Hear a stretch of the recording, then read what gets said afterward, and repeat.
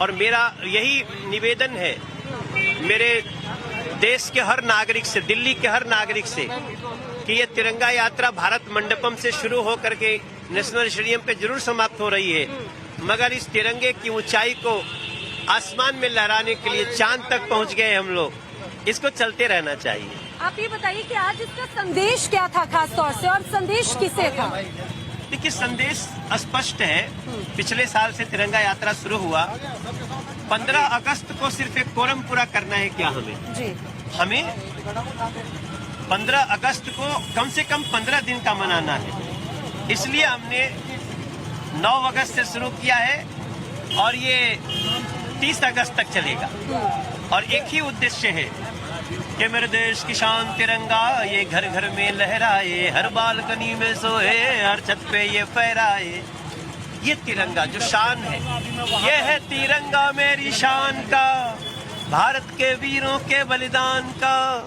उस तिरंगे की आन को पूरे देश के लोग अपने अपने घरों पे लहराएं, हमारा यात्रा सक्सेसफुल हो। हमारे साथ में दो ऐसे महानुभाव हैं जो ये मान के चलिए कि जो पूर्व की धरती से दिल्ली तक पहुंचे हैं। आप क्या संदेश देंगे आज के इस पूरे यात्रा को लेकर? बिल्कुल, मैं यही कहना चाहूँगा कि तिरंगा प्यारा गगन में लहराए, हवा में फहराए, ये भारत माँ की शान है, इसके साए में समाया हिंदुस्तान है।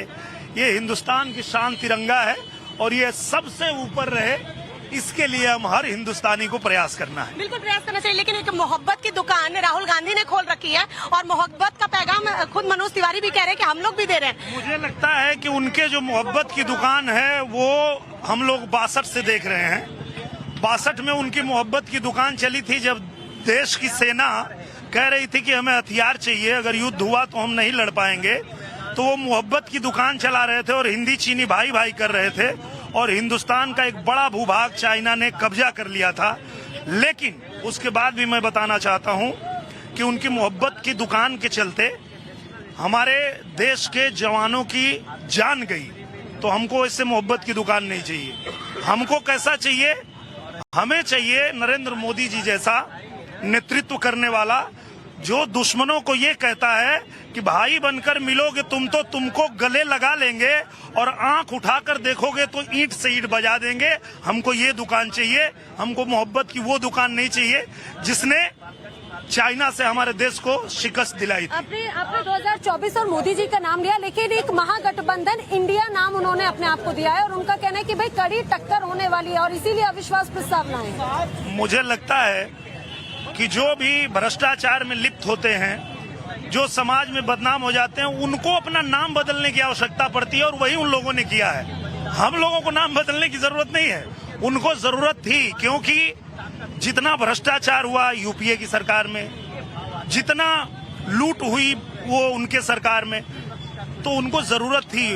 तुष्टीकरण यूपीए की सरकार, भ्रष्टाचार यूपीए की सरकार, परिवारवाद यूपीए की सरकार, वंशवाद यूपीए की सरकार, तो उनको तो नाम बदलने की जरूरत थी, पर उनको सिर्फ नाम नहीं, नीयत बदलनी चाहिए। यानी क्विट इंडिया का नारा दिया। एक बार फिर से मैं चाहूंगी भाई, आजादी का मौका है, कुछ अपने अंदाज में जरा गुनगुना दीजिए।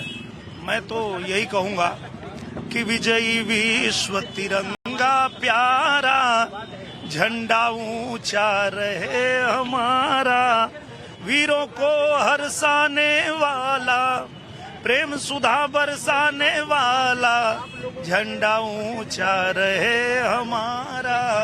भारत माता की जय। बिल्कुल, तो मनोज तिवारी और हमारे साथ यहाँ पर ये जिस तरीके की तस्वीरें इस वक्त सामने आ रही हैं, वो ये बता रही हैं कि देखिए मोहब्बत की दुकान और मोहब्बत का पैगाम। ये दोनों भी जो मुद्दे हैं और नैना, झंडा ऊंचा रहे हमारा, और इसी के साथ जो ये बाइक रैली निकाली जा रही है हर घर तिरंगा अभियान के जरिए, वो अपने गंतव्य तक पहुंच चुकी है।